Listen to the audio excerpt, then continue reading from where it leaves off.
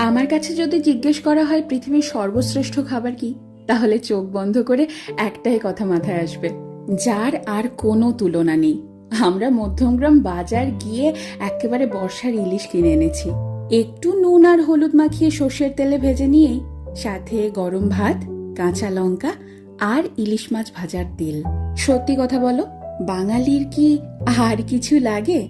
এই দিয়ে তো পুরো প্লেট খালি। আমার মা যেহেতু স্কুল শিক্ষিকা, তাই অনেক সময় এমন হয়েছে ঘটা করে রান্না করার সময়ই পাইনি। আর সে সময় যদি বাড়িতে ইলিশ মাছ থাকতো, তাহলে এই ইলিশ মাছ ভাজা দিয়ে কত তৃপ্তি করে খেয়ে উঠেছি সবাই।